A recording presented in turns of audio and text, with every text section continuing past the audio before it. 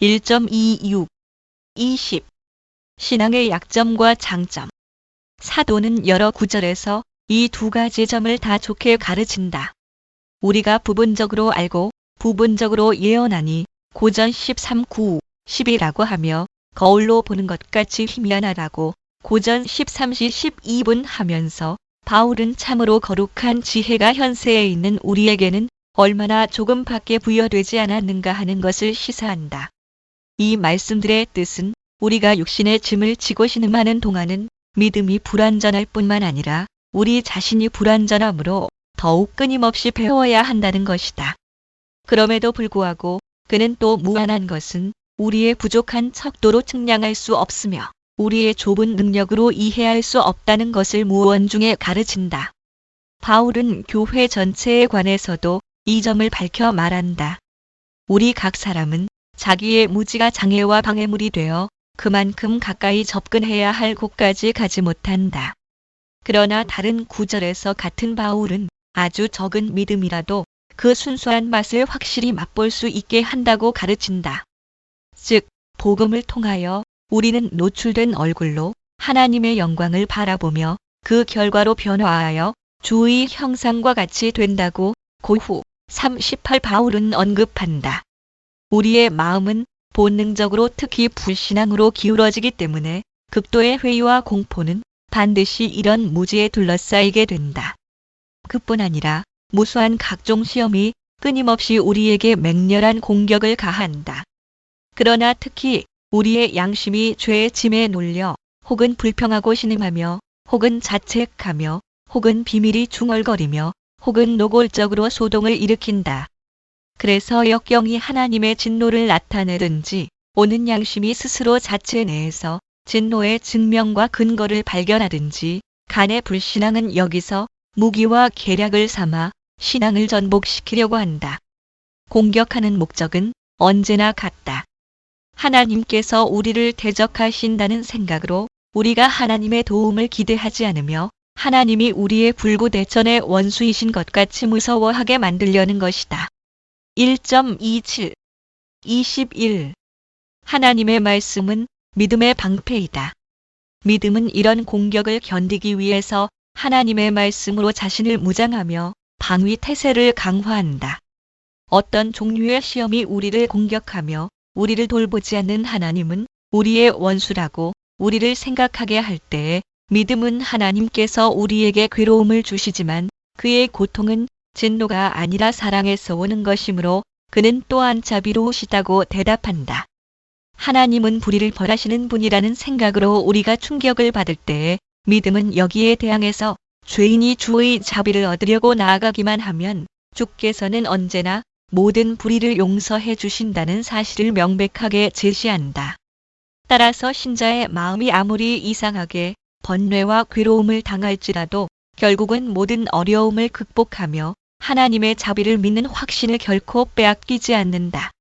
오히려 그를 시험하며 괴롭히는 모든 싸움은 이 확신을 굳게 만드는 결과가 된다.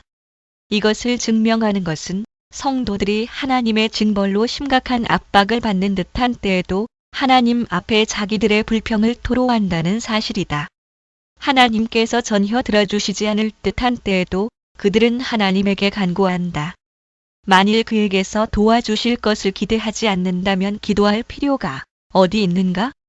사실 하나님께서는 언제든지 도와주신다는 것을 믿지 않는다면 기도할 생각을 하지도 않을 것이다. 그래서 믿음이 적다고 그리스도의 꾸지람을 들은 제자들은 여전히 그의 도움을 간청하였다. 마 8:25에 2:6실로 그리스도께서도 그들의 믿음이 적은 것을 책망하실 때에 그들을 제자의 대열에서 축출하거나 불신자와 동일시하지 않으셨다. 오히려 그들에게 그 결점을 털어버리라고 역설하신다. 그러므로 우리는 이미 한 말을 반복한다.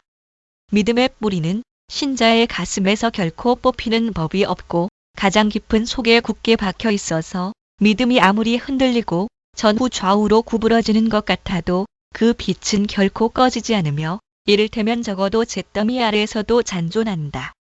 또 이에서 알 수 있는 것은 결코 썩지 않는 씨와 같은 하나님의 말씀은 그것과 똑같은 열매를 맺으며 시의 번식력은 결코 완전히 소멸되거나 죽는 법이 없다는 것이다. 성도가 낭망하게 되는 궁극적 원인은 목전의 사태로 보아서 그들이 파멸 상태에 빠지게 된 것은 하나님의 손에 의한 것이라고 느끼는 것이다. 그러나 욥은 그의 희망은 원대하여 비록 하나님께서 그를 죽이신다고 하더라도 여전히 하나님을 신뢰할 것이라고 언급했다. 욥 13시 15분 실상은 이러하다. 불신앙은 신자들의 마음속에서 지배력을 얻지 못하고 밖에서 공격을 가할 뿐이다. 불신앙의 무기는 치명적인 상처를 입히지 못하고 다만 괴롭힐 뿐이며 혹은 상처를 입히더라도 그것은 치료될 수 있는 것이다. 그러므로 바울의 교훈과 같이 믿음은 우리의 방패이다. 앱 66. 이 방패를 들면 그것은 원수의 무기의 힘과 대항해서 완전히 물리치든지 그렇지 않으면 적어도 그 공격력을 약하게 만들며 우리의 급소를 찌르지 못하게 만든다. 그러므로 믿음이 흔들린다는 것은 굳센 용사가 맹렬한 창의 공격을 받아 뒷걸음질 치며 물러서는 것과 같다. 그리고 믿음 자체가 상처를 입을 때 그것은 용사의 방패가 창에 맞아 터진 곳이 있지만 창에 꿰뚫리지 않는 것과 같다. 왜냐하면 신자의 마음은 항상 일어서서 내가 사망의 음침한 골짜기로 다닐지라도 해를 두려워하지 않을 것은 주께서 나와 함께 하심이라. 시 23사 고 다윗과 같이 말할 수 있기 때문이다. 확실히 사망의 음침한 곳을 다니는 것은 무서운 일이다. 아무리 굳센 신자라도 무서워하며 겁내지 않을 수 없다. 그러나 하나님께서 곁에 계셔서 그들을 안전하게 돌보아 주신다는 생각이 더 지배적이기 때문에 두려움은 곧 사라지고 확신이 나타난다. 어거스틴의 말과 같이 악마가 아무리 위대한 계략으로 우리를 공격할지라도 믿음이 거하는 우리의 속마음의 자리를 잡지 못한 이상 결국 물러나고 만다.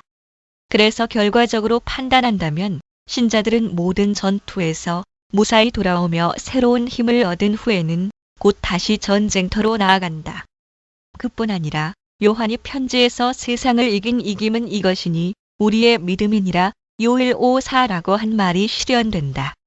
그리고 요한은 우리의 믿음은 한두 번 정도 전투에서만 또는 어떤 특수한 공격에 대해서만 이기는 것이 아니라 1000번 공격을 당할지라도 전 세계를 이길 것이라고 단정한다. 1.28 22. 옳은 두려움. 두렵고 떨림에는 빌리 12. 다른 종류도 있다. 이것은 믿음의 확실성을 감소시키기보다는 오히려 더욱 확고하게 만든다.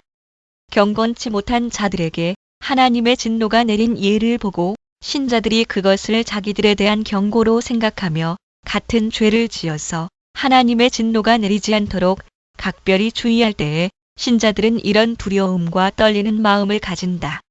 또는 자신의 가련한 상태를 반성하여 전적으로 주를 의지할 줄 알게 되고 주를 떠난 자신들은 어떤 바람보다도 불안정하며 덧없는 존재인 것을 깨닫는 때에 신자들은 두렵고 떨림을 경험한다. 사도가 하나님께서 옛날 이스라엘 백성에게 내리신 징벌을 일일이 묘사하는 이유는 고린도 신자들의 마음에 두려움을 일으켜 그들이 같은 악행에 걸려들지 않도록 하려는 것이다. 고전 10시 11분 사도는 이런 방법으로 그들의 확신을 약하게 만드는 것이 아니라 그들의 육신의 태만을 일깨울 뿐이다. 대개 육신의 태만으로 믿음은 강화되기보다는 파괴되는 편이 더 많다. 바울이 유대인들의 실패를 근거로 삼아 선줄로 생각하는 자는 넘어질까 조심하라. 고전 10시 12분, 롬 11시 20분, 고 권고할 때에 그는 우리가 자신의 확고함에 자신이 없는 듯이 흔들리라고 우리에게 명령하는 것이 아니다. 사도의 의도는 우리의 교만을 없애며 우리가 자신의 힘을 경솔하게 과찬하는 것을 막으려는 것뿐이다. 유대인들이 버림을 받은 후에 그들 대신에 받아들여진 이방인들이 기뻐 뛰는 일이 없도록 하라는 것이다. 그러나 그는 신자들만을 상대로 말하는 것이 아니고 외관만을 자랑하는 위선자들을 위해서도 기도한다. 또한 개인들에게 경고하는 것이 아니라 유대인들과 이방인들을 비교하여 유대인들이 버림을 받은 것은 불신앙과 배은망덕에 대한 당연한 벌이었다는 것을 밝힌다. 다음은 이방인들을 향해서 유대인들을 대신하여 최근에 양자가 된 은혜를 교만이나 허영으로 잃어버리지 말라고 충고한다. 유대인들이 버림을 받았을 때에 양자의 계약을 저버리지 않은 사람들이 얼마 남은 것 같이 이방인들 사이에는 진정한 믿음이 없는 자들이 나타나 이 미련한 육적인 자신으로 부풀어 자멸에 이르며 하나님의 너그러우심을 악용하리라고 한다. 그러나 사도의 이 말을 선택된 신자들에게 적용하더라도 겁낼 것은 없다. 자부심을 억제하는 목적은 육의 잔재에서 처지나 간혹 성도의 마음속에 잠입하는 이 교만이 헛된 확신으로 방자하게 날뛰지 못하게 하려는 것이다. 이것과 양심의 정기를 잃는 것과는 문제가 아주 다르다. 공포심을 불어넣어 양심의 기운을 잃으면 양심은 하나님의 자비를 확신하지 못하여 평안을 잃어버린다. 1.29 23. 두려움과 떨림. 그러므로 사도가 두렵고 떨림으로 너의 구원을 이루라 빌리 12고 가르칠 때에 사도는 우리가 조의 권능을 높이며 자기를 아주 낮추는 것이 습관화되도록 하라고 요구할 따름이다. 우리가 주를 의지하여 마음의 확신을 얻게 되려면 우리 자신을 믿지 말 것과 자신의 파멸 상태를 인식하고 두려움을 느끼는 것이 가장 효과적이다. 이런 의미에서 우리는 선지자가 다음과 같이 말한 뜻을 깨달아야 한다. 나는 주의 풍성한 인자를 힘입어 주의 집에 들어가 주를 경외함으로 경배하리이다. 5.7. 여기서 그는 하나님의 자비를 의지하는 담대한 믿음과 하나님 앞에서 우리가 느껴야 하는 경건한 두려움을 올바르게 결합시킨다. 우리는 하나님의 존엄하심 앞에 나아갈 때마다 두려움을 느끼며 그 존엄하신 광채에 비추어 우리 자신이 얼마나 추악한가를 깨달아야 한다. 마음을 강폐하게 하는 자는 재앙에 빠질 것이며 항상 두려워하는 사람은 복되다고 잠 28-14 한 솔로몬의 말 역시 진리이다. 그가 말하는 것은 우리를 괴롭히며 넘어지게 하는 두려움이 아니고 우리를 더욱 조심성 있게 만드는 두려움이다. 우리가 이런 두려움을 느낄 때 혼미한 마음이 하나님 안에서 자신을 회복하며 낙심했던 마음이 그의 안에서 되살아나며 절망에 빠졌던 마음이 그를 믿음으로써 새롭게 소생한다. 그러므로 신자가 무서워하는 동시에 확고한 위안을 얻는 것은 전혀 무방한 일이다. 눈을 자기의 허무성에 돌렸다가 하나님의 진실성을 생각하는 것이다. 어떻게 두려움과 믿음이 한 마음 속에 공존할 수 있느냐고 묻는 사람이 있을 것이다. 그것은 한편으로는 태만과 불안이 공존하는 것과 같다. 불경건한 사람들은 스스로 하나님을 두려워하는 수고를 피하려고 아무 고통도 없기를 원하지만 하나님의 심판은 그들을 추궁하여 소원을 이루지 못하게 한다. 그러므로 하나님께서는 아무 거리낌 없이 자기 백성이 겸손하도록 훈련시키시며 그들이 역전분투하는 동안에도 능히 자기를 억제하며 지배할 수 있도록 하신다. 문맥상 전후 관계로 보아서 사도가 말한 의도도 분명히 이것이었다. 그는 두려움과 떨림이 생기는 것은 하나님의 기쁘신 뜻 때문이라고 말하며 하나님께서는 그것을 통해서 그의 백성에게 올바른 의욕과 그것을 용감하게 실천하는 능력을 주신다고 한다. 빌 212에 1.3. 이런 의미에서 우리는 예언자가 경외함으로 여호와께로 와 그 은총으로 나아가리라. 호 3.5. 고한 말을 바르게 이해할 수 있다. 경건은 하나님께 대한 경외를 낳을 뿐만 아니라 낙심한 사람에게 은혜가 임한 때에 그 은혜의 감미로움과 즐거움은 그 사람의 마음을 경외와 동시에 찬탄으로 가득하게 채워 그가 하나님을 의지하며 하나님의 권능에 겸손히 복종하게 한다. 1.30 24. 확실성이 확고부동한 믿음은 그리스도께서 우리와 하나가 되시기 때문이다. 그러나 이렇게 말한다고 해서 우리는 최근에 어떤 사이비 교황주의 신봉자들이 슬그머니 교묘하게 꾸며내기 시작한 유해한 철학을 용납하는 것은 아니다. 그들은 스콜라 철학자들이 전해온 유치한 회의적 사상을 옹호할 수 없기 때문에 새로운 공상의 도피처를 구하는 것이다. 즉, 불신앙이 섞인 확신이란 것을 만들어내려는 것이다. 그리스도를 볼 때마다 우리는 그에게서 완전한 소망의 근거를 발견한다는 것을 그들도 인정한다. 그러나 그리스도 안에서 우리에게 제시되는 모든 은혜를 받을 만한 자격이 우리에게 항상 있지 않으므로 그들은 우리가 우리의 이 무가치함을 보고 동요하고 주저하기를 바란다. 간단히 말하면 그들은 양심을 소망과 공포 사이에 놓고 가끔 번갈아 가면서 이쪽 저쪽으로 왕래하게 만든다. 그들이 말하는 소망과 공포의 관계는 소망이 높아지면 공포는 억압되고 공포가 다시 올라가면 소망은 다시 내려간다는 것이다. 이와 같이 사탄은 믿음의 확실성을 깨뜨리기 위해서 지금까지 사용하던 노골적인 수단이 이제는 무효하게 된 것을 알고 은밀한 수단으로 믿음을 약화시키려고 한다. 그러나 가끔 절망에 빠지는 확신이란 어떤 확신인가? 그들은 그리스도를 보면 거기에는 확실한 구원이 있고 돌이켜 자신을 보면 거기에는 확실한 멸망이 있으므로 불신앙과 소망의 교대로 우리 마음을 지배한다고 말한다. 이런 말은 마치 그리스도께서 우리 안에 계시는 것이 아니라 멀리 떨어져 계신 것 같이 생각하는 것과 같다. 우리가 그리스도께로부터 구원을 기대하는 것은 그가 멀리 나타나시기 때문이 아니라 우리를 그의 몸에 접붙이셔서 그의 모든 은혜뿐만 아니라 그 자신을 받게 하시기 때문이다. 그러므로 나는 그들의 이론을 그들에게 향하여 말하려 한다. 자신을 돌아보면 그대들에게는 확실한 멸망이 있다. 그러나 그리스도께서는 그의 모든 은혜와 함께 자신을 그대들에게 나눠주셨으므로 그의 것은 모두 그대들의 것이 되며 그대들은 그의 일부분이 된다. 참으로 그와 하나가 되며 그의 의는 그대들의 죄를 눌러버리며 그의 구원은 그대들이 받을 정죄를 말소하시며 그의 높은 가치로 인해서 그대들의 무가치함이 하나님 앞에서 드러나지 않도록 중재하신다. 이것은 확실한 사실이다. 우리는 그리스도를 우리에게서 분리하거나 우리를 그리스도에게서 분리해서는 안 된다. 그와 반대로 그리스도께서 자신과 우리를 하나로 묶으신 그 친교의 유대를 우리는 용감하게 두 손으로 굳게 잡고 있어야 한다. 사도는 그리스도께서 너희 안에 계시면 몸은 죄로 인하여 죽은 것이나 영은 의를 인하여 산 것이니라. 롬 8:15 가르친다.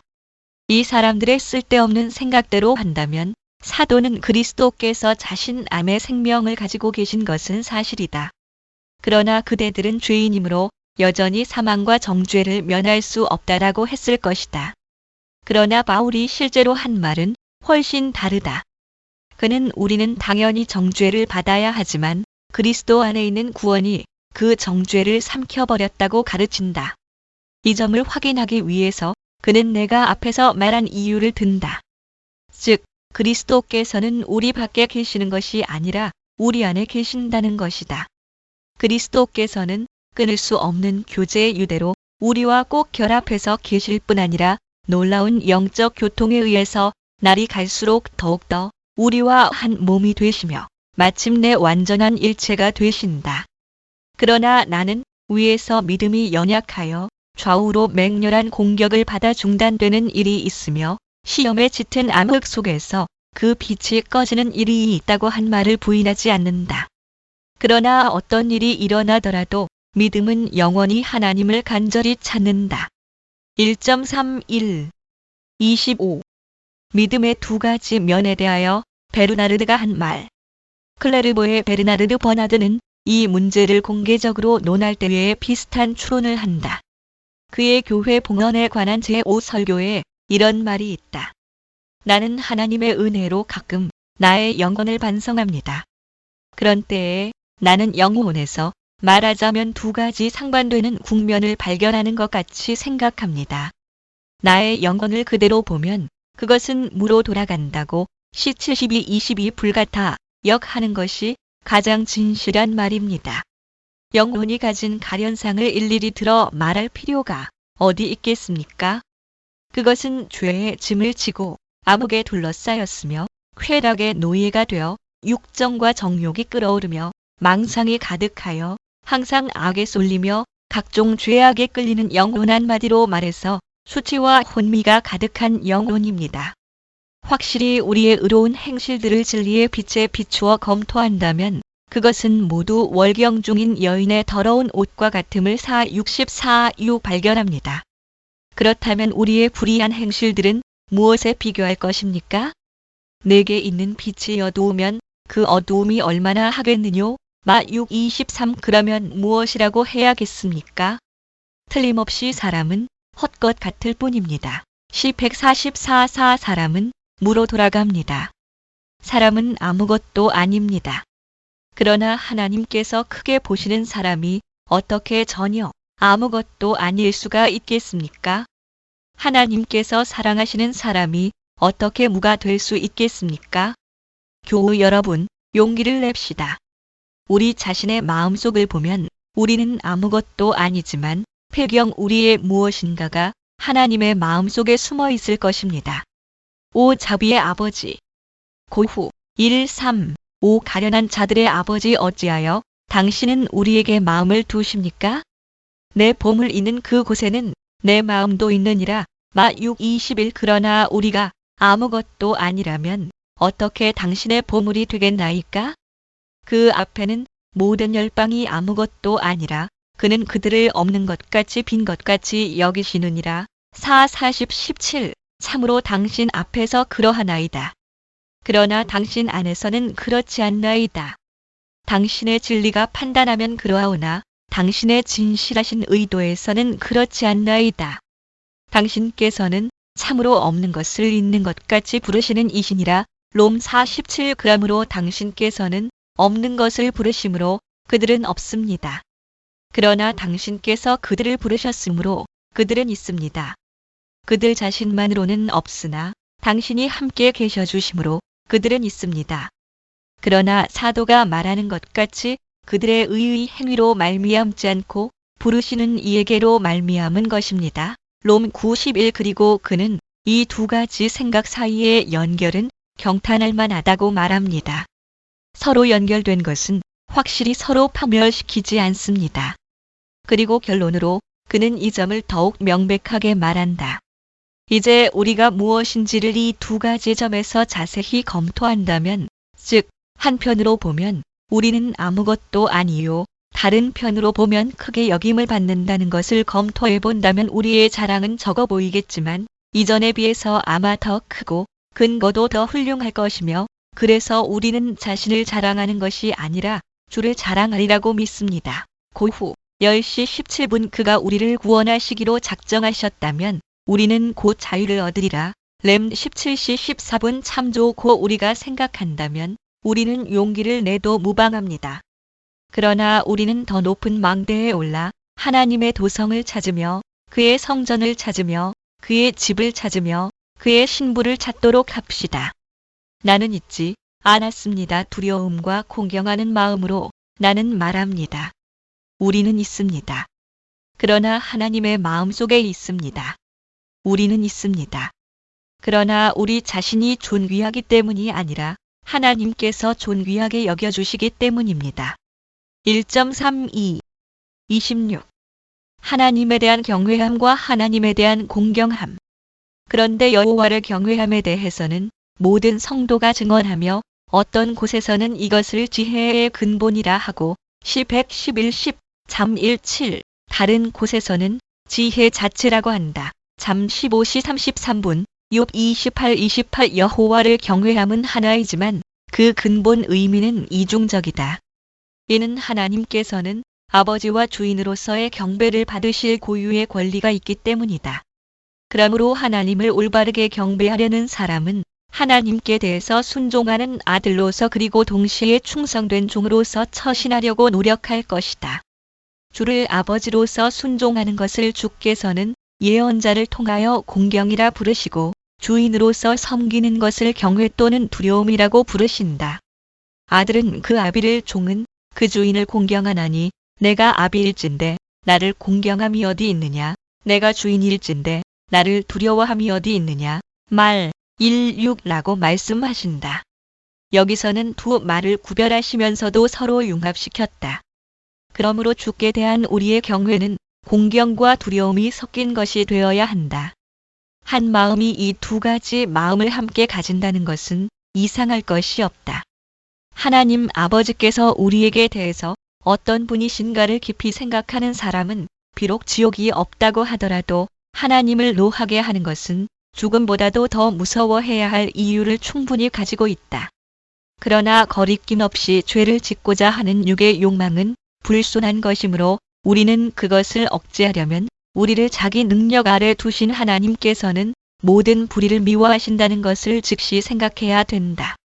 그리고 악한 생활을 하여 하나님의 진노를 격발시키는 사람들은 벌을 면하지 못할 것이다. 1.33 27. 자녀와 종의 두려움. 더욱이 요한은 사랑 안에 두려움이 없고 온전한 사랑이 두려움을 내어 쫓나니 두려움에는 형벌이 있음이라 요일 4:18고 말한다. 이 말씀은 우리가 한 말과 반대되는 것이 아니다. 왜냐하면 요한이 말하는 두려움은 불신앙에서 생기는 공포심이며 신자의 두려움과는 아주 다르다. 악한 자들이 하나님을 두려워하는 것은 하나님을 불쾌하게 하는 것을 두려워하기 때문이 아니다. 벌만 피할 수 있다면 그들은 태어날 것이다. 하나님께서는 벌을 주시는 권능이 있다는 것을 알기 때문에 그들은 그의 진노에 대해서 말만 들어도 무서워 떤다. 그들이 하나님의 진노를 그렇게까지 무서워하는 것은 자기들 위에 그 진노가 머물러 있다고 생각하기 때문이며 언제든지 자기들의 머리 위에 떨어질 것이라고 생각하기 때문이다. 그러나 신자들은 이미 말한 바와 같이 하나님을 노하게 하는 것을 벌보다 더 두려워하며 마치 벌이 목덜미 위에 얹혀 있는 듯이 벌에 대한 공포심을 느끼는 일은 없다. 그러나 그들은 벌 받을 일을 하지 않도록 더욱 조심한다. 그래서 사도는 신자들을 향해서 누구든지 너희를 속이지 못하게 하라. 이를 인하여 하나님의 진노가 불순종의 아들들에게 임하나니 F5:6라고 말한다. 사도는 하나님의 진노가 신자들에게 임하리라고 위협하려는 것이 아니라 그가 방금 열거한 악한 행위들을 하는 불경건한 무리에게 임할 진노를 생각하라고 경고하여 신자들이 그런 행위를 할 욕망을 갖지 않도록 하려는 것이다. 그러나 사악한 자들은 위협만으로는 좀처럼 정신을 차리지 않는다. 도리어 하나님께서 말씀으로 허락을 내리시면 우둔하고 나태한 그들은 마음이 굳어 더욱더 고집을 부린다. 그러나 하나님의 손에 한번 얻어맞으면 싫든 좋든 간에 그들은 두려워할 수밖에 없게 된다. 이런 두려움은 보통 종의 또는 비굴한 두려움이라고 불려지며 자녀들에게 합당한 자유롭고 자발적인 두려움과 대조된다. 어떤 사람들은 세밀한 구별을 해서 중간적인 두려움을 끼워 넣는다. 이것은 비굴하고 강요된 공포심이 때로는 사람들의 마음을 굴복시키므로 하나님께 대하여 기꺼이 올바른 두려움을 품게 되기 때문이다. 1.34 28. 신앙에 보증하는 것은 지상의 번영이 아니라 하나님의 은혜이다. 그런데 믿음은 하나님의 선하심을 바라보는 것이며 우리는 하나님의 선하심으로써 구원과 영생을 얻는다는 것을 안다. 하나님께서 우리에게 호의를 가지시는 한 아무 선도 부족할 수 없다고 하며 하나님께서 우리에 대한 자신의 사랑을 확약하실 때 우리는 구원을 충분히 확신하게 된다. 주의 얼굴빛을 비추사 우리로 구원을 얻게 하소서 10:83라고 예언자는 말한다. 그러므로 우리의 구원에 대해서 성경이 요약하여 말할 때에는 하나님께서 모든 원수되는 것을 해소시키고 은혜로 우리를 받아들이신다고 한다. F24 성경은 하나님께서 우리와 화목해 되실 때 우리를 위해서 모든 일이 잘 되는 것을 막는 위험은 일소된다는 것을 암시한다. 그러므로 하나님의 사랑을 파악한 믿음은 금세와 내세에 대한 약속을 얻었으며 딤전 4:8 모든 좋은 일에 대한 확고한 보장을 얻었다. 그러나 좋다는 뜻은 하나님의 말씀에서 깨달을 수 있는 종류의 일들이다. 믿음은 물론 이 세상에서의 장수나 부귀를 기대하지 않는다. 하나님께서는 전혀 이런 것들을 우리를 위하여 예정하시지 않으셨다. 믿음은 한 가지 확신만 있으면 만족한다.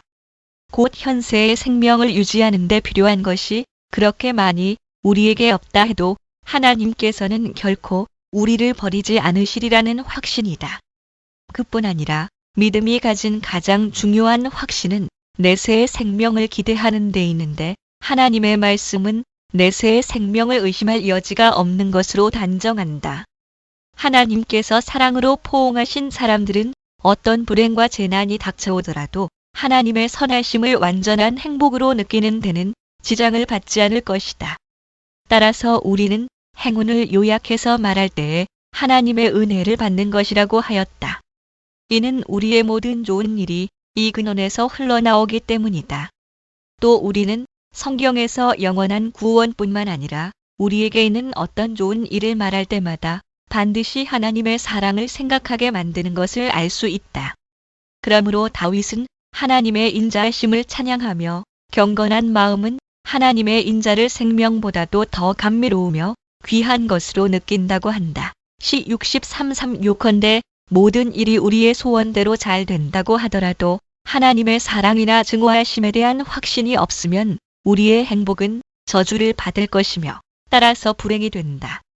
그러나 하나님의 얼굴이 우리에게 아버지의 얼굴같이 비친다면 우리의 불행은 우리의 구원을 돕는 수단이 될 것이므로 불행이 곧 행복이 될 것이다. 그래서 바울은 여러 가지 불행을 열거하면서 그런 불행에 의해서도 우리는 하나님의 사랑에서 끊어지지 않는다고 자랑한다. 롬 8:35, 39 참조. 그리고 기도할 때에는 항상 모든 번영의 근원인 하나님의 은혜를 먼저 말한다. 마찬가지로 다윗도 우리를 괴롭히는 모든 공포심에 대해서 하나님의 은혜만을 내세운다. 그는 내가 사망의 음침한 골짜기로 다닐지라도 해를 두려워하지 않을 것은 주께서 나와 함께 하심이라고 시 23:4 하였다. 그리고 우리는 하나님의 은혜를 받는 것으로 만족하며 은혜 안에서 평화를 찾지 않으면 또한 저 시편에 있는 말씀을 여호와로 자기 하나님을 삼은 나라 곧 하나님의 기업으로 빼신 바 된 백성은 복이 있도다. 시 33:12 우리 마음속에 깊이 새기지 않으면 항상 마음의 동요를 느낀다.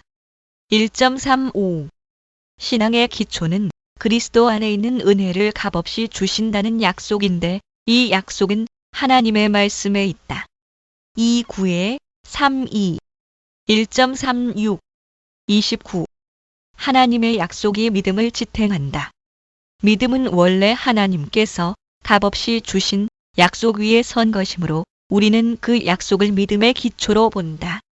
믿음은 하나님께서는 그의 명령과 금지 약속과 경고 등 모든 일에 참되시다는 것을 확신한다.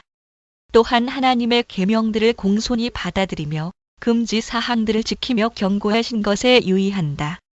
그러나 믿음은 원래 약속에서 출발하며 약속에 안주하며 약속에서 끝나는 것이다. 믿음은 하나님 안에서 생명을 구하는 것이므로 이 생명은 징벌에 대한 선언이나 계명에서 찾아볼 수 있는 것이 아니라 자비를 약속하는 값없이 주신 약속에서만 얻을 수 있다.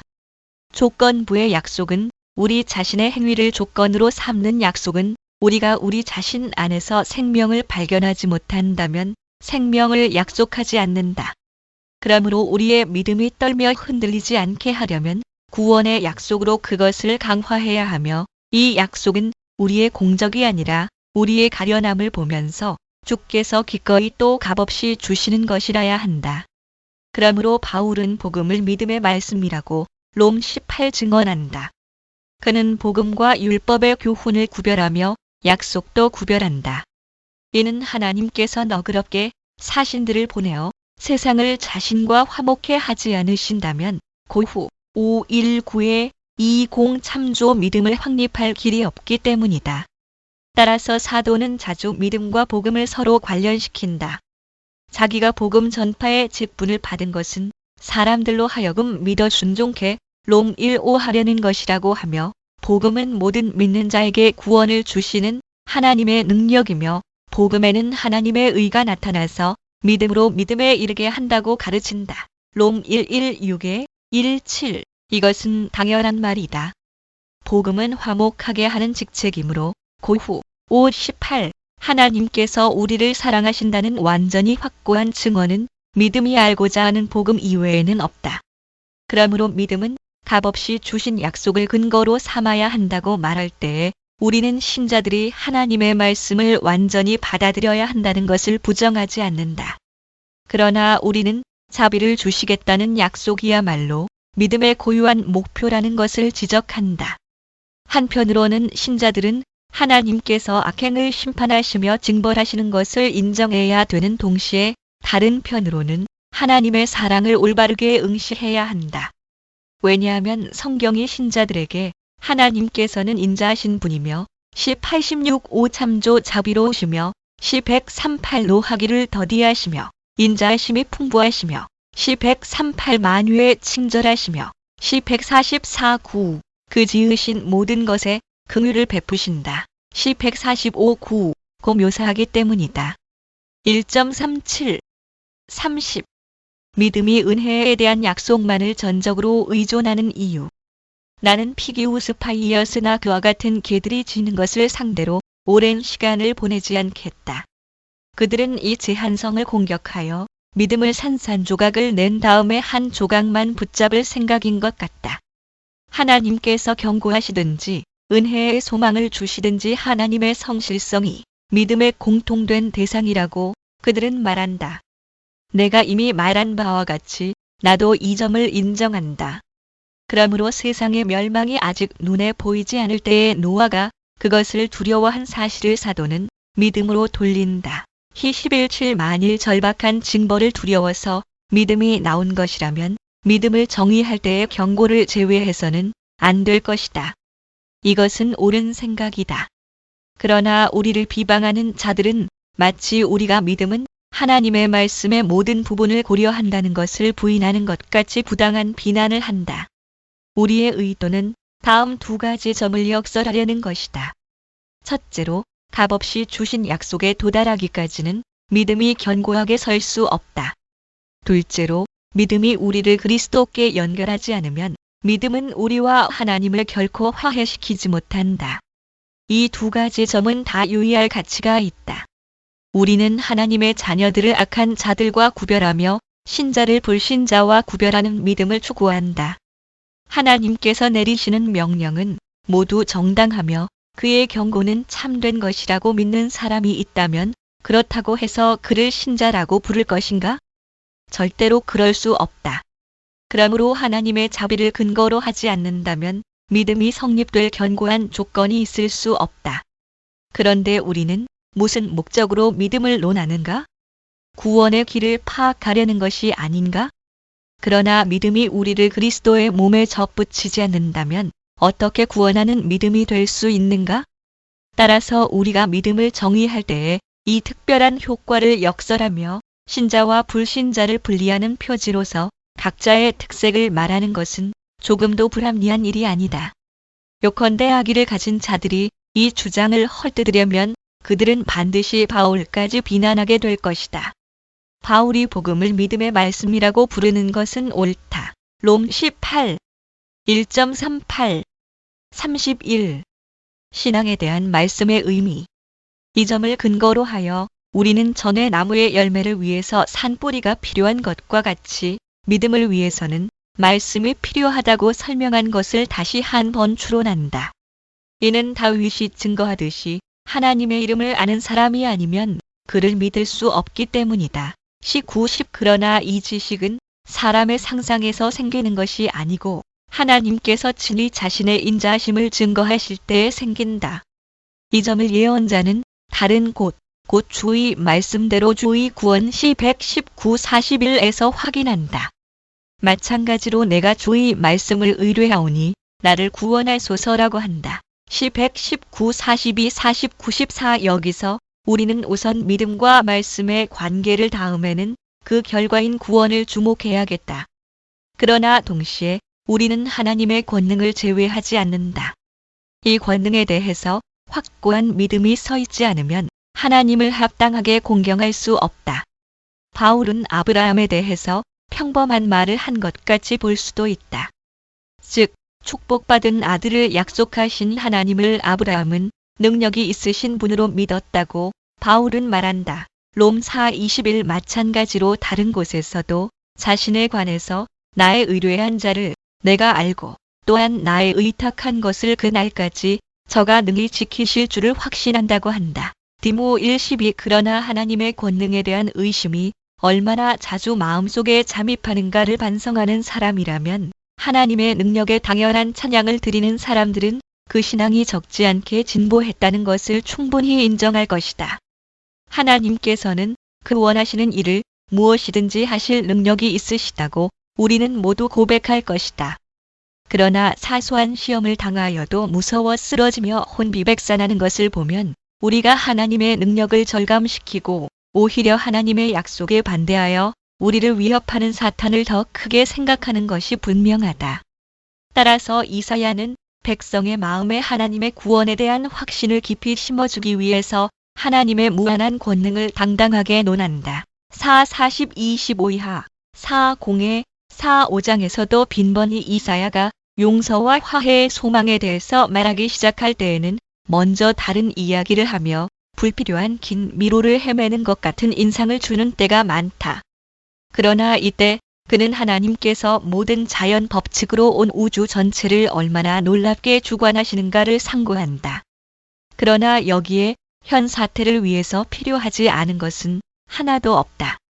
모든 일을 하실 수 있는 하나님의 권능이 눈앞에 보이지 않으면 우리의 귀는 말씀을 좀처럼 받아들이기 어려우며 그 진가도 이해하지 못할 것이다. 그뿐 아니라 여기서 하나님의 유력한 능력을 선언하는 것은 다른 데서 말한 바와 같이 경건한 사람들이 언제나 하나님의 권능을 활용하여 곤란에 대처하기 때문이며 특히 그들은 하나님께서 자신이 아버지이신 것을 증명하실 때에 행하신 업적들을 회상하기 때문이다.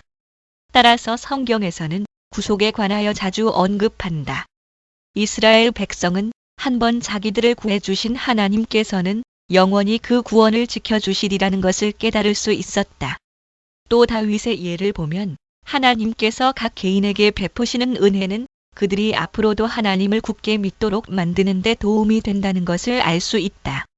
참으로 우리가 버림을 받은 듯이 보여질 때에 우리는 시야를 넓혀 하나님의 이전의 은혜를 회상함으로써 원기를 회복해야 한다. 시편에 내가 옛날을 기억하고 주의 모든 행하신 것을 묵상하며 시 143:5라고 한 것과 같다. 마찬가지로 여호와의 옛적 기사를 기억하여 그 행하신 일을 진술하리이다 시 77:11라고도 했다. 그러나 하나님의 크신 능력과 행하신 일들에 대한 생각은 말씀이 없으면 곧 사라진다. 그러므로 하나님께서 그의 은혜의 증거로 조명해 주시지 않는다면 어떤 믿음도 있을 수 없다고 우리는 단정한다. 이 단정에는 합당한 근거가 있다. 여기서 우리는 사레와 리브가를 어떻게 생각할 것이냐 하는 문제를 제기할 수 있겠다. 이 두 사람은 열렬한 신앙이 불타는 듯 했으며 말씀의 한계를 넘어선 듯 보이기 때문이다. 사레는 약속받은 후손을 얻으려는 열망으로 여종을 남편에게 주었다. 창 16:2-5 사레가 여러 가지로 죄를 지은 것을 우리는 부정하지 않는다.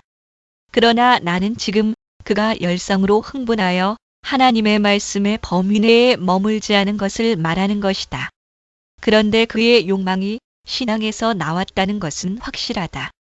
리브가는 아들 야곱을 택하신다는 하나님의 말씀을 확실히 믿고 약은 속임수로 아들에게 축복을 얻어주었다. 창 27:9 그녀는 남편 곧 하나님의 은혜를 증거하며 전달하는 사람을 속이고 아들에게 억지로 거짓말을 시킨다.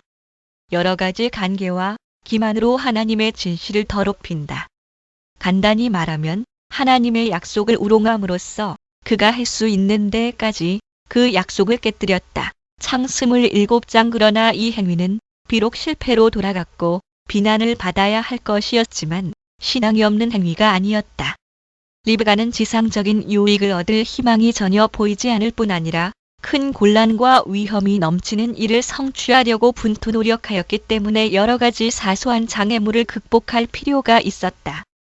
그와 마찬가지로 족장 이삭에 대해서도 비록 둘째 아들에게 영예가 옮겨진 것에 관해서 동일한 하나님의 말씀으로 깨우침을 받았으면서도 여전히 맏아들 에서에게 마음이 기울어지기는 했지만 그렇다고 해서 우리는 그에게 신앙이 전혀 없었다고는 생각하지 않는다.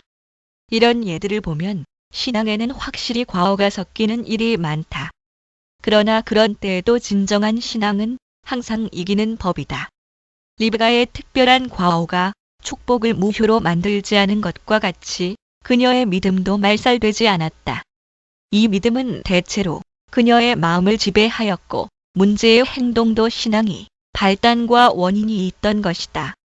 그러나 리브가는 이 점에서 인간적인 심리를 드러내 보이는데 사람의 마음은 조금이라도 단속을 완화하면 아주 재빨리 곁길로 들어서 버린다.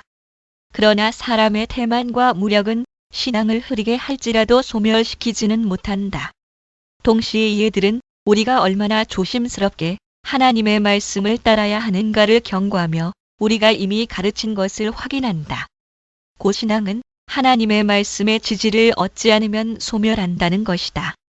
사레와 이삭과 리브가는 하나님께서 그들의 마음을 비밀히 속박하시며 하나님의 말씀에 꾸준히 순종하도록 만들지 않으셨다면 정도를 벗어난 술책을 쓰다가 제정신을 잃어버렸을 것이다. 1.39 32 믿음의 약속은 그리스도 안에서 실현되었다. 또 우리가 모든 약속을 그리스도 안에 포함시키는 데는 이유가 없지 않다. 사도는 복음 전체를 그리스도를 아는 지식에 포함시킨다. 롬 1:17 참조 다른 곳에서 그는 하나님의 약속은 얼마든지 그리스도 안에서 이해가 되니라고 가르친다. 고후 1:20 이 사실에 대한 이유는 알기 쉽다. 왜냐하면 하나님께서는 어떤 일을 약속하실 때 그 약속을 통해서 자신의 선하심을 증거하신다. 그러므로 모든 약속은 반드시 하나님의 사랑을 증거한다. 악한 자들이 하나님의 큰 은혜를 자주 받고 또 받으면서도 도리어 더 큰 심판을 받게 된다고 해서 이 사실에 또 다른 점이 생기는 것은 아니다. 그들은 은혜가 하나님의 손으로부터 온다는 것을 생각하지도 않고 인정하지도 않는다. 인정하는 때에도 하나님의 인자하심을 마음속 깊이 생각하지 않는다. 따라서 그들은 하나님의 자비를 알 수 없고 짐승들이 그 형편에 따라 하나님의 너그러우신 은혜를 받으면서도 전혀 깨닫지 못하는 것보다 나을 것이 없다. 자기들을 위해서 주신 약속을 상습적으로 거부하는 그들은 필연적으로 더욱 무거운 형벌을 받게 된다. 약속은 우리 마음의 신앙을 일으킬 때에 처음으로 그 효과를 나타내는 것이지만 우리의 배신 때문에 약속의 힘과 특성이 소멸되는 일은 절대로 없다. 그러므로 하나님께서는 약속을 통해서 사람들이 그의 선하신 은혜를 받을 뿐 아니라 그것에 대해서 생각하라고 재촉하신다. 이것은 곧 하나님께서 사람에 대한 사랑을 선언하시는 것이다. 따라서 우리는 모든 약속이 우리에 대한 하나님의 사랑을 증거한다는 점으로 돌아가야 한다. 그러나 그리스도를 떠나서는 아무도 하나님의 사랑을 받을 수 없는데 이 점은 논의의 여지가 없다.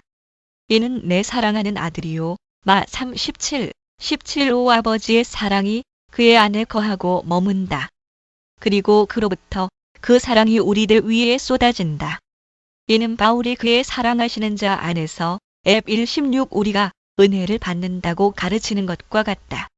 그러므로 그리스도께서 친히 중재하실 때 은총은 반드시 우리에게까지 도달한다.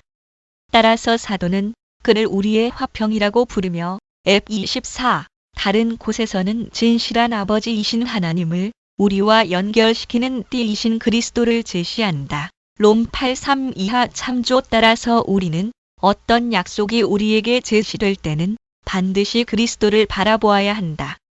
그리고 바울은 하나님의 모든 약속은 그리스도 안에서 확증되며 실현된다고 당당하게 가르친다. 롬 15:8 어떤 예는 이와 일치하지 않는다. 예컨대 수리아 사람 나아만 네멘은 하나님을 올바르게 경배하는 방법에 대해서 예언자에게 물었을 때의 중보자에 대한 교훈을 받은 것 같지 않다. 그러나 경건하다고 칭찬을 받았다. 왕하 5:1에 1:4 눅 4:27 이방인이요 로마 사람인 고넬료가 유대인들이 그것도 그 일부 사람들이 겨우 희미하게 알고 있던 일을 분명하게 알 수는 거의 없었을 것이다. 그래도 그의 구제와 기도를 하나님께서는 기뻐하셨다. 행 10시 31분 그리고 나아만의 제물은 예언자의 대답에 의해서 인정되었다. 왕하 5:17에 1:9 신앙이 없이는 이 두 사건은 있을 수 없었을 것이다. 빌립이 만난 내시에 대해서도 같은 생각을 할 수 있다. 그에게 다소의 신앙이 없었다면 그는 예배하기 위해서 수고를 하며 비용을 들이면서 어려운 길을 오지 않았을 것이다. 행팔 27 그러나 빌립이 울었을 때에 그가 중보자에 대해서 무지하다는 사실이 나타났다. 행팔 30일 나는 그들의 신앙이 어떤 점에서는 그리스도의 위라고 뿐만 아니라 아버지께서 그에게 명령하신 권한과 직분에 대해서까지도 함축적이었다는 것을 인정한다.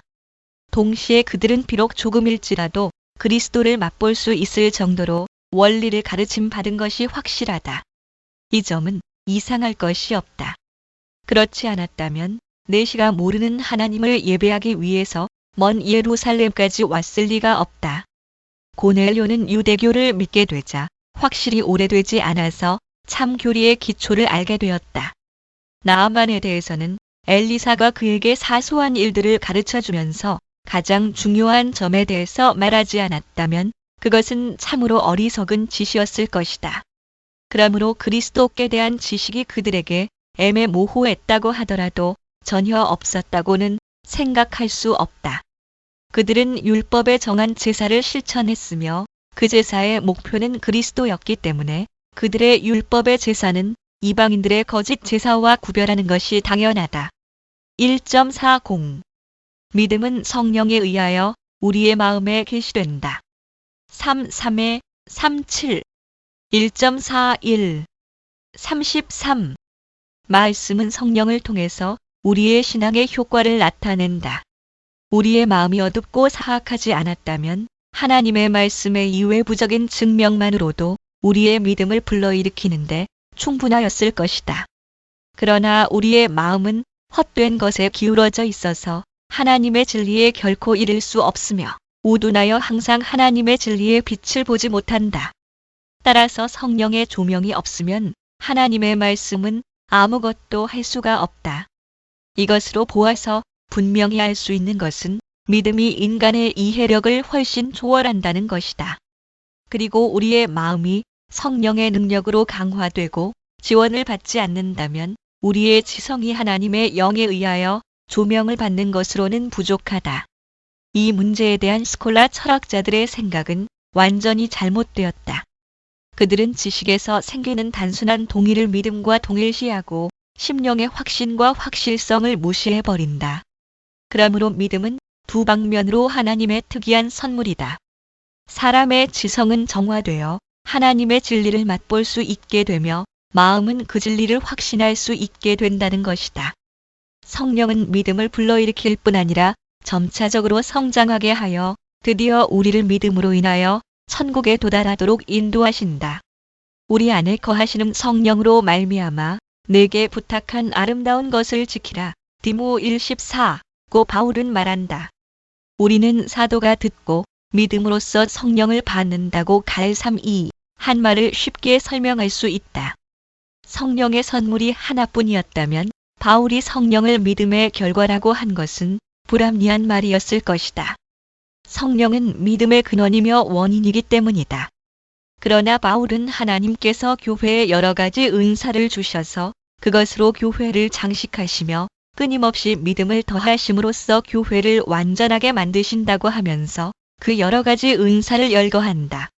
그러므로 우리가 그런 선물을 받을 수 있도록 준비해주는 일들을 바울이 믿음이라고 하는 것은 조금도 이상하지 않다. 믿음을 받지 못하면 아무도 그리스도를 믿을 수 없다고 요 6:65 하는 것은 대단히 모순된 말이라고 생각하는 사람들이 있다.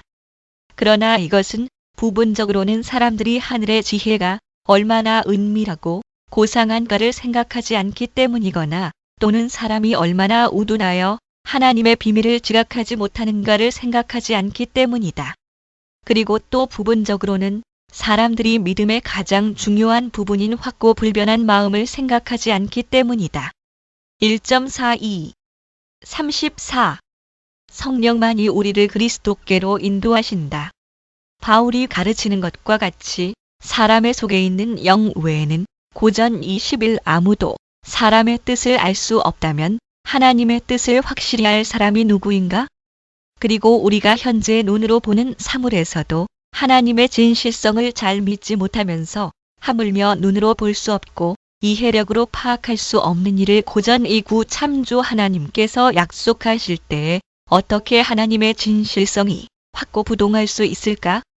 그러나 여기서 사람의 통찰력은 완전히 압도되어 무력하게 되므로 주의 학교에서 전진하는 첫걸음은 자기의 통찰력을 부정하는 것이다. 그것이 베일같이 우리를 덮고 어린이들에게는 나타내시는 마 11시 25분, 룩 10시 21분, 하나님의 비밀에 우리가 도달하는 것을 방해한다. 이를 내게 알게 한 이는 혈육이 아니요 마 16시 17분, 육에 속한 사람은 하나님의 성령의 일을 받지 아니하나니 이는 하나님의 교훈이 저희에게는 미련하게 보임이요 이런 일은 영적으로라야 분변함이니라 고전 24고 하였다. 그러므로 성령의 지원이 필요하며 더 적절하게 말한다면 성령의 권능만이 여기에서 성공할 수 있다. 누가 주의 마음을 알았느뇨? 누가 그의 모사가 되었느뇨? 롬 11시 34분 그러나 성령은 모든 것 곧 하나님의 깊은 것이라도 통달하시느니라. 고전 20 우리가 그리스도의 마음 고전 26을 알게 되는 것은 성령에 의해서이다. 그리스도께서는 나를 보내신 아버지께서 이끌지 아니하면 아무라도 내게 올 수 없으니 요 6:44 아버지께 듣고 배운 사람마다 내게로 오느니라. 요 6:45라고 말씀하신다. 일찍이 아버지를 본 사람이 없으나 하나님께서 보내신 분만이 그를 보았다. 요 1:18과 요 5:37의 융합 그러므로 하나님의 영이 우리를 이끌어 주시지 않으면 우리는 그리스도께로 갈 수 없는 것과 같이 일단 끌려가면 우리의 지성과 마음은 높이 들려 우리의 이해력은 초월한 경지에 이른다. 그때 우리의 영혼은 성령의 조명을 받아 이를테면 새로 날카로운 시력을 얻어 이전에 눈을 멀게 했던 그 찬란한 하늘의 비밀을 보게 된다. 또 인간적인 이해력도 이같이 성령의 빛으로 조명을 받아 하나님의 나라에 속한 일들을 드디어 참으로 맛보기 시작하며 예전에 심히 어리석고 미각이 둔하던 것과는 달라진다. 그러므로 그리스도께서 두 제자에게 그의 나라의 비밀을 밝히 설명하려고 하셨으나 룩 24시 27분 저희 마음을 열어 성경을 깨닫게 룩 24시 45분 하시기까지는 아무런 발전이 없었다. 비록 사도들은 이렇게 그리스도에게서 직접 배웠지만 그들이 귀로 들은 바와 같은 교훈을 그들의 마음속에 부어주기 위해서는 진리의 영이 그들에게 오실 필요가 있었다. 요 16시 13분 참으로 하나님의 말씀은 태양과 같이 말씀이 선포된 모든 사람에게 비치지만 눈먼 사람들에게는 아무 효과가 없다. 그런데 이 점에서 우리는 원래 모두 눈이 멀었다. 따라서 성령이 내면적 교사가 되셔서 우리의 마음을 비추시며 하나님의 말씀이 들어올 길을 마련하시지 않으면 하나님의 말씀은 우리의 마음에 침투할 수 없다. 1.43 35. 인간은 성령이 없이는 믿음을 가질 수 없다. 다른 장소에서 자연의 부패상을 논할 때에 우리는 사람이 믿음을 가지기에 부적당하다는 것을 자세히 밝혔다. 따라서 여기서 같은 말을 반복하여 독자들을 지루하게 하지 않고 바울의 말만을 회상하려고 한다. 성령이 우리에게 주시는 믿음, 우리에게는 원래 없는 믿음 그 자체를 바울은 믿음의 마음, 고후 43이라고 부른다. 그러므로 그는 데살로니가 신자들 안에서 하나님이 모든 선을 기뻐함과 믿음의 역사를 능력으로 이루게 하시기를 기도한다. 사후 1:11 여기서 바울은 믿음을 하나님의 역사라고 부르며 그것을 형용사로서 구별하는 대신 선을 기뻐함이라는 적절한 말로 부른다. 이와 같이 그는 사람 자신이 믿음을 일으킨다는 것을 부인하며 이것으로도 만족하지 않고 믿음은 하나님의 능력이 나타난 것이라고 첨가한다. 고린도서에서 그는 믿음은 사람의 지혜를 의존하는 것이 아니라 성령의 능력을 근거로 삼는다고 말한다. 고전 24에 5 그는 사실 외부적인 기적에 대한 말도 한다. 그러나 악한 자들이 눈이 어두워 이 기적을 보지 못하기 때문에 그는 다른 곳에서 말한 인치심을 포함시킨다. 앱 1:13, 4:30 그리고 하나님께서는 이런 영광스러운 선물로 그의 크고 풍성하신 은혜를 더 완전히 나타내시기 위하여 그 선물을 무차별하게 모든 사람에게 주시지 않고 원하시는 사람들에게만 특권으로서 주신다. 이에 대한 증거들을 우리는 위에서 인용하였다.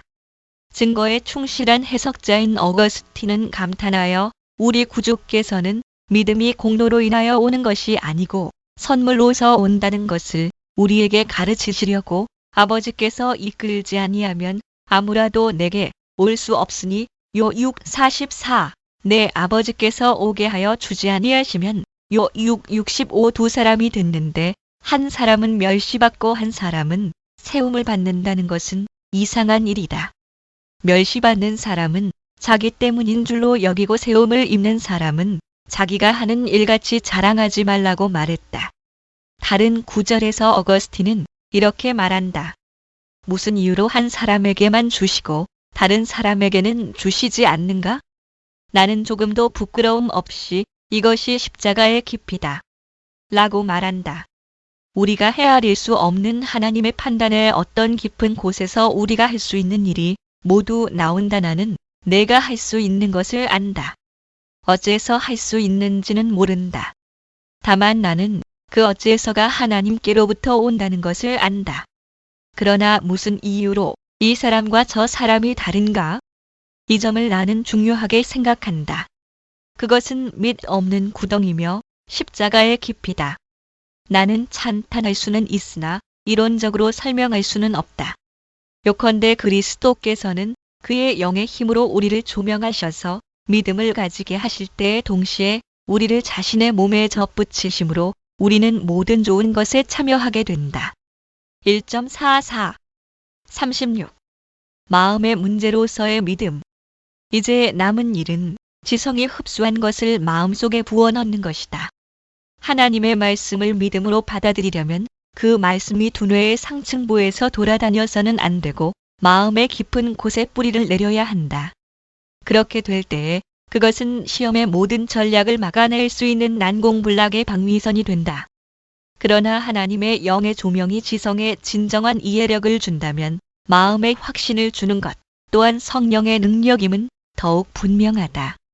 그렇기 때문에 불신하는 마음은 우매한 마음보다 더욱 중대한 문제이다. 지성이 사상을 얻는 것보다 마음이 불신을 얻는 것은 더욱 어렵다. 따라서 성령이 날인하는 일을 맡으셔서 이미 마음의 확실성을 심어준 그 약속들을 마음에 인치시며 마음을 견고하게 확립하기 위하여 보증의 직책을 맡으신다.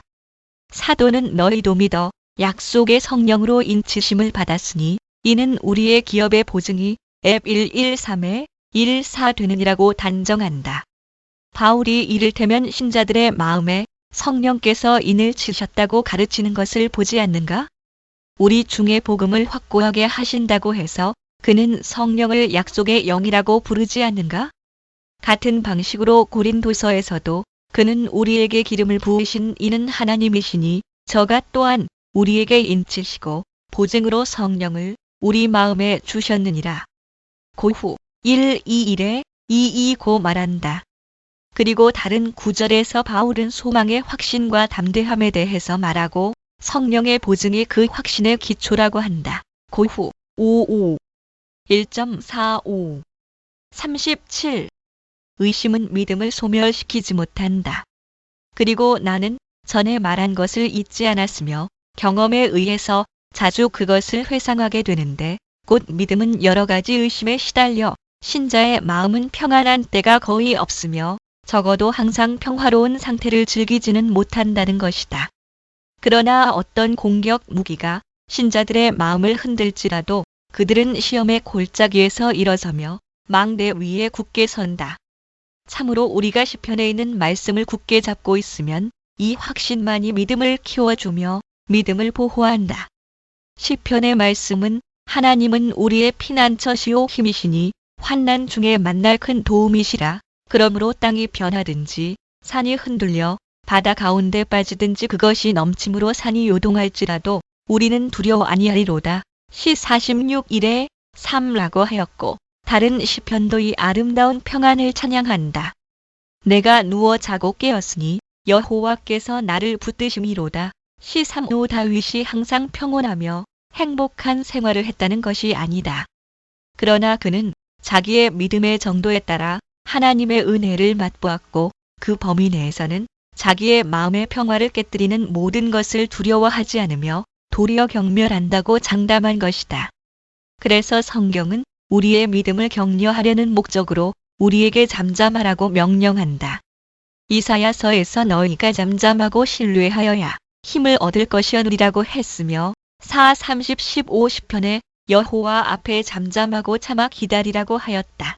시 37:7 이런 구절들에 해당하는 것으로 사도는 히브리서에서 너희에게 인내가 필요함이라고 말한다. 히 10시 36분 1.46 여기에 대한 스콜라 철학자의 항의를 논박함. 38-40 1.47 38 신앙의 확신에 관한 스콜라 철학자의 오류. 그러므로 우리는 스콜라 철학자의 주장이 얼마나 위험한가를 판단할 수 있다. 그들은 주장하기를 각 사람이 스스로 은혜를 받을 자격이 있다고 생각하는 여부에 따라서 우리에 대한 하나님의 은혜는 도덕적 판단으로 알 수 있을 뿐이라고 한다. 사실 우리의 행위를 근거로 삼아서 우리에 대한 주님의 생각을 판단해야 된다면 우리는 추측으로 은혜에 전혀 도달할 수는 없다는 것을 나는 인정한다. 그러나 믿음은 단순하고 값없이 주시는 약속에 대응해야 되기 때문에 의심의 여지를 남기지 않는다. 만일 우리의 순결한 생활이 하나님의 은혜를 받을 만해야 하나님께서 우리에게 은혜를 주신다고 주장한다면 대체로 우리는 어떤 신념으로 무장해야 하는가? 그러나 나는 이런 문제들을 다른 곳에서 논하기로 했으므로 여기서는 더 생각하지 않겠다. 이는 특히 믿음과 가장 반대되는 것은 의심과 유사한 모든 것이며 추측도 그 하나님이 너무도 분명하기 때문이다. 스콜라 철학자들은 전도서에 있는 증언을 항상 인용하여 그 뜻을 왜곡되게 해석하는 악행을 범한다. 그것은 사랑을 받을는지 미움을 받을는지 사람이 알지 전구일 못한다고 한 말씀이다. 라틴어 성경의 번역이 잘못이라는 것은 묻지 않더라도 솔로몬이 이 말을 하는 뜻은 어린이들이라도 오해할 수가 없다. 현존 상태를 근거로 삼아서 하나님께서 누구를 미움으로 추궁하시며 누구를 사랑으로 안으시는가를 판단하려고 하는 사람이 있다면 그는 헛수고를 하는 것이며 아무 유익도 없으리라는 것이 솔로몬의 의도이다. 또한 의인과 악인이며 제사를 드리는 자와 제사를 드리지 아니하는 자의 결국이 일반인이라 한다. 전구6 이것을 보면 하나님께서는 모든 일을 번창하게 하시는 사람에게 영원히 사랑을 보이시는 것이 아니며 괴롭히시는 사람에게 항상 미움을 나타내시는 것이 아님을 알 수 있다. 그는 인간의 미련한 천성을 증명하시려고 이렇게 하시는 것이다. 반드시 알아야 할 일에 대해서도 인간성은 심히 우둔하기 때문이다. 솔로몬은 조금 전에 사람과 짐승이 동일하게 죽기 때문에 사람의 영혼과 짐승의 혼과의 차이를 알 수 없다고 했다. 전 39 이 말을 읽는 사람이 영혼 불멸에 관한 우리의 견해가 추측을 근거로 한 것이라고 결론을 내린다면 우리는 당연히 그런 사람을 미쳤다고 하지 않을 것인가? 지금의 사태를 눈으로 보아서는 우리가 이해할 수 없으므로 하나님의 은혜도 전혀 확실하지 못하다고 추론하는 사람들이 바른 정신을 가졌다고 할 수 있는가? 1.48 39 그리스도인은 성령의 내재함을 기뻐한다. 그러나 그들은 하나님의 뜻을 확실하게 잘 안다고 하는 것이 우리의 경솔한 추정이라고 주장한다. 만일 우리의 미약한 이해력을 표준으로 하나님의 헤아릴 수 없는 계획을 판단하려는 것이라면 그런 경우에 한해서 나는 그들의 주장에 양보할 것이다. 그러나 우리는 단순히 바울과 함께 우리가 세상의 영을 받지 아니하고 오직 하나님께로 온 영을 받았느니 이는 우리로 하여금 하나님께서 우리에게 은혜로 주신 것들을 알게 하려 하심이라. 고전 22고 말하는데 그들이 성령을 모욕하지 않고서 어떻게 우리에게 대항하여 소리를 칠 수 있는가? 성령께서 주신 계시를 허위, 불확실, 모호 등의 말로 비난하는 것이 무서운 모독 행위라면 그 확실성을 단정하는 우리는 무슨 죄를 짓는 것인가?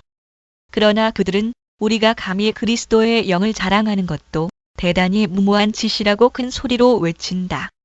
세상의 선생으로 자칭하는 사람들이 기독교의 기초에 대해 이렇게 수치스러운 실수를 하며 이렇게 우둔한 짓을 하리라고 누가 생각할 것인가? 그들이 쓴 글이 남아있어서 증명하지 않는다면 나는 믿지 못했을 것이다. 바울은 무릇 하나님의 영으로 인도함을 받는 그들은 곧 하나님의 아들이라고 언명한다. 롬 8:14. 그리고 그들은 하나님의 아들들이 자기 정신으로 움직이며 하나님의 영을 가지지 않았다고 생각한다. 바울은 가르치기를 우리는 성령의 명령으로 하나님을 아버지라고 부르며 성령만이 우리의 영으로 더불어 우리가 하나님의 자녀인 것을 증거하신다고 한다. 롬 8:16. 그들은 우리가 하나님에게 기도하는 것을 금하지는 않으나 올바른 기도를 인도하셔야 할 성령을 배제한다. 그리스도의 영으로 감동을 받지 않은 사람들은 그리스도의 종이 아니라고 바울은 주장한다. 롬 8:9. 참조. 그들은 그리스도의 영을 필요로 하지 않는 기독교를 조작한다. 바울은 우리가 성령이 우리 안에 거하시는 것을 느끼지 못한다면 복된 부활의 소망이 우리에게 없다고 한다. 롬 8:11. 그들은 이런 느낌이 없는 소망을 만들어낸다. 그들은 혹 이렇게 대답하리라.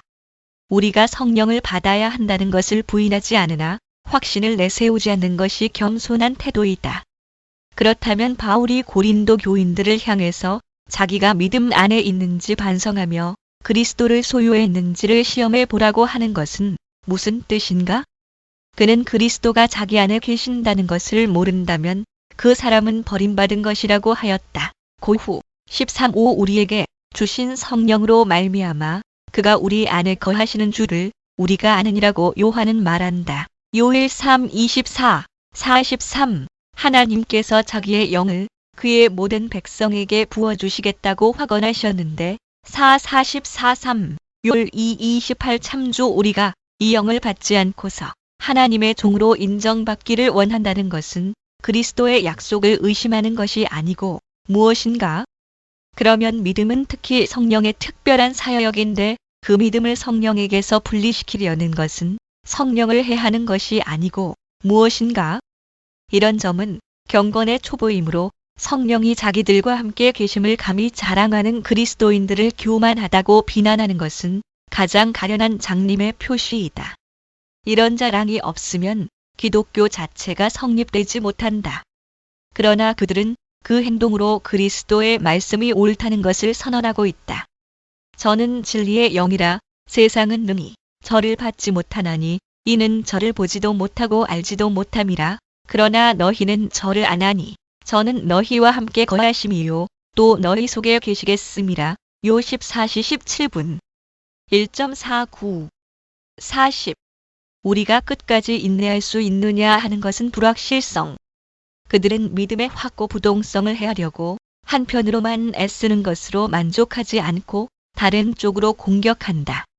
그래서 그들은 우리의 의의 현재 상태에 따라서 우리가 하나님의 은혜를 소유하고 있느냐 하는 문제에 관한 판단을 할 수는 있지만 끝까지 인내하는 데 대한 지식은 어디까지나 미결이라고 말한다.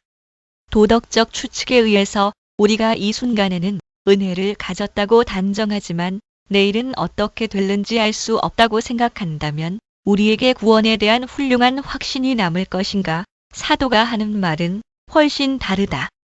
내가 확신하노니 사망이나 생명이나 천사들이나 권세자들이나 현재 일이나 장래 일이나 우리를 우리 주 그리스도 예수 안에 있는 하나님의 사랑에서 끊을 수 없으리라. 롬 8:38에 3:9. 그들은 사도가 특별한 계시를 받아서 그런 확신을 가졌던 것이라고 쓸데없는 해석을 짓거린다. 그러나 그들은 피할 수 없이 단단히 잡혔다. 바울이 논하는 것은 모든 신자가 공통적으로 믿음으로 얻는 은혜이며 그만이 체험한 일들이 아니다. 그런데 그는 다른 곳에서 우리의 약하고 흔들리는 마음에 대해서 말함으로써 우리를 두렵게 만든다. 선 줄로 생각하는 자는 넘어질까 조심하라. 고전 10시 12분. 사실 두렵다. 그러나 이 두려움은 우리를 당황하게 만드는 것이 아니고 베드로가 설명하듯이 배전 5:6 우리가 자신을 하나님의 강하신 손 아래 낮출 줄을 알게 하는 두려움이다. 그렇다면 믿음의 확실성을 어느 한 시점에 국한시키는 것이 얼마나 어리석은 일인가. 믿음의 본성은 현세 생활이 지나간 후에 있을 미래의 영생을 바라보는 것이다. 신자들은 성령의 조명을 받아 믿음을 통하여 하늘의 생명을 바라볼 수 있다는 사실을 하나님의 은혜로 돌린다. 그러므로 이런 자랑은 교만과는 전혀 다르다. 만일 이 자랑을 고백하기를 부끄러워하는 사람이 있다면 그런 행동은 겸손이나 순종을 증거한다기보다 하나님의 선하심을 부정하는 악행으로서 도리어 그의 극심한 배은망덕을 폭로하는 것이다. 1.50 믿음과 소망 및 사랑과의 관계 4.1에 4.3 1.51 41 히브리서 11장 1절에 있는 믿음. 믿음의 본질을 분명히 표현하려면 믿음에 합당한 기초가 되는 소망의 내용을 말하는 것이 제일 좋을 것이다. 따라서 그 소망을 제거한다면 믿음은 완전히 무너진다. 아니, 사라지고 만다. 그러므로 우리는 이 사실을 근거로 믿음을 정의하였다. 그러나 이것은 사도의 정의와 그가 믿음을 논할 때에 사용한 모사와 조금도 다르지 않다. 사도는 믿음은 바라는 것들의 실상이요 보지 못하는 것의 증거니라고 가르친다. 히 11.1 그런데 그가 사용한 실상 아이파스테이스, 휘포스타시스이란 말은 일종의 밑받침을 신자의 마음이 그 위에 의지하며 그 위에서 평안히 있는 것을 의미한다. 그의 말을 다른 말로 바꾼다면 하나님께서 우리들에게 언약하신 것들을 확실하게 또 안전하게 소유한 것이 곧 믿음이라고 할 수 있을 것이다. 이것은 실상의 뜻을 확신이라고 해석하고 싶은 사람이 없다는 가정에서 한 말인데 나는 더 많이 통용되는 해석을 취하지만 이런 해석도 싫어하지 않는다. 동시에 바울이 말하고자 한 것은 마지막 날 책들이 펴놓일 때까지 단 70 우리의 구원에 속한 사물들은 60에 너무도 고상하여 우리의 감각으로 알 수 없고 눈으로 볼 수 없고 손으로 만질 수 없을 것이며 그날이 올 때까지 우리가 이 사물들을 소유하는 방법은 다만 우리의 감각의 모든 한계를 초월하며 우리의 지각 능력을 모든 세상 물건의 저편으로 향하게 하는 것, 곧 우리 자신을 초월하는 것뿐이라는 것이다. 그러므로 그는 그렇게 확실히 소유했다고 믿는 것들은 소망 가운데 있는 것, 따라서 보이지 않는 것에 관한 것이라고 첨부한다. 보이는 소망이 아니니 보는 것을 누가 바라리요. 롬 8:24라고 바울은 말했다. 그가 믿음을 명시 또는 증거라고 부를 때에 또는 어거스틴이 자주 번역한 것 같이 현재 없는 것들에 대한 확신이라고 할 수 있다. 확신이란 말은 헬라어는 엘레그코스 레그코 히 11.1이다.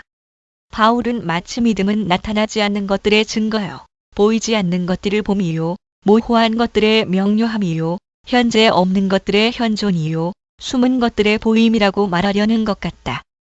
하나님의 비밀들, 특히 우리의 구원에 속한 비밀들은 그대로는 또는 그 본성대로는 인식할 수 없다. 우리는 하나님의 말씀에서 볼 수 있을 것이다. 그리고 하나님께서 말씀하시는 일은 무엇이나 이미 실행된 것, 실현된 것으로 간주하리만큼 우리는 하나님의 말씀을 진실하다고 확신해야 한다. 1.52 믿음과 사랑. 그러나 사람의 믿음이 깨우침을 받아 하나님의 선하심을 맛보게 되면 그것과 동시에 어떻게 하나님께 대한 열렬한 사랑으로 보답하지 않을 수 있겠는가? 하나님을 경외하는 자들을 위하여 그가 간직하신 그 풍성한 행복을 알게 되면 우리는 동시에 큰 감동을 받지 않을 수 없다. 한 번 감동을 받으면 사람은 그 행복감에 압도되며 끌려가게 된다. 그러므로 비틀어지고 사악한 마음이 이런 감정을 경험하지 못하는 것은 이상한 것이 아니다. 그러나 우리는 이 감정으로 바로 하늘에까지 들려가고 비장된 하나님의 보고와 하나님 나라의 가장 신성한 경내에 들어간다. 여기는 불결한 마음이 들어가 더럽혀서는 안 되는 곳이다.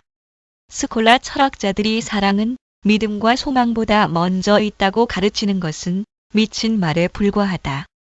우리 속에 처음으로 자랑을 일으키는 것은 오직 믿음이다. 다음과 같은 베르나르드의 말은 훨씬 더 바르지 않은가?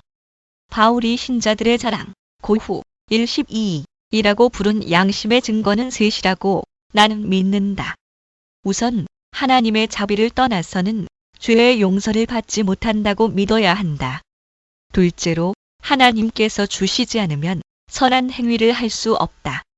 마지막으로 값없이 주시지 않으면 영생도 행위의 공로로서는 얻을 수 없다.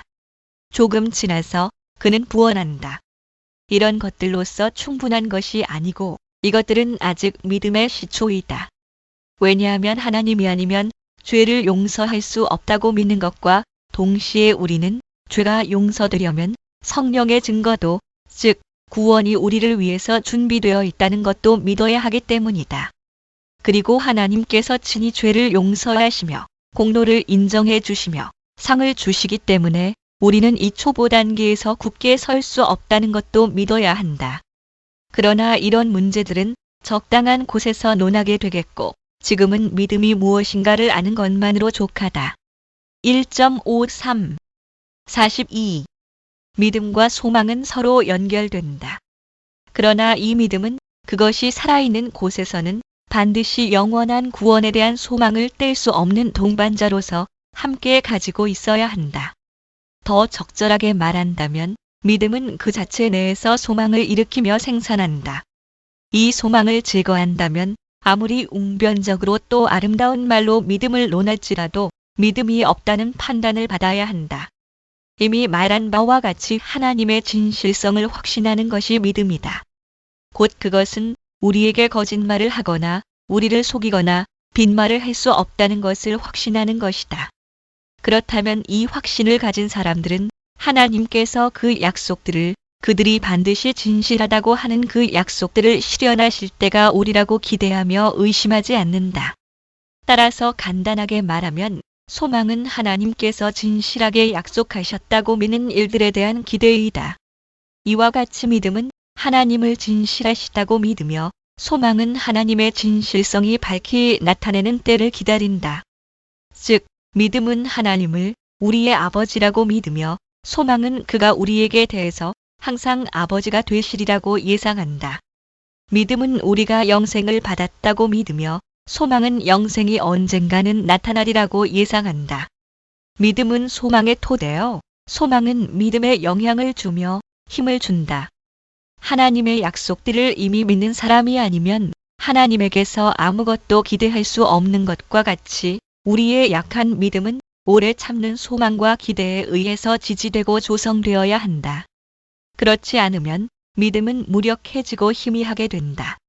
그러므로 바울이 우리는 소망으로 구원을 받았다고 하는 것은 바른 말이다. 롬 8:24 소망은 묵묵히 주를 기다리는 동시에 믿음이 너무 서두르다가 곤두박질하여 떨어지지 않도록 제어한다. 소망은 믿음에 힘을 주어 하나님의 약속을 의심하거나 그 진실성을 의심하지 않도록 한다. 소망은 믿음의 생기를 회복시켜 지치지 않게 한다. 소망은 종점에 도착할 때까지 믿음을 지탱해 주어 도중에서 심지어 출발점에서도 힘이 빠지지 않도록 한다. 간단히 말하면 소망은 끊임없이 믿음을 갱신하고 회복함으로써 믿음에 견인하는 힘을 주는 것이다. 믿음을 굳세게 하기 위해서 소망의 지지가 얼마나 많이 필요한가를 더 잘 알려면 우리는 하나님의 말씀을 받아들인 사람들에게 닥치는 시험의 형태가 얼마나 많은가를 깊이 생각해야 한다. 첫째로 주께서는 약속하신 일을 연기하셔서 우리의 마음을 너무도 오랫동안 불안정한 상태에 두신다. 이런 때에 비록 더딜지라도 기다리라. 합 2:3 고한 예언자의 명령을 실천하는 것이 소망의 기능이다. 어떤 때 하나님께서는 우리가 지치는 것을 허락하실 뿐만 아니라 분명히 노여움을 보이신다. 이런 때의 소망이 우리를 도와서 다른 예언자가 말한 대로 야곱 집에 대하여 낯을 가리우시는 여호와를 나는 기다리며 4:8-17 할 필요가 훨씬 더 절실하다. 또 베드로는 기롱하는 자들이 와서 조이 강림하신다는 약속이 어디 있느뇨? 조상들이 잔 후로부터 만물이 처음 창조할 때와 같이 그냥 있다. 라고 말한다.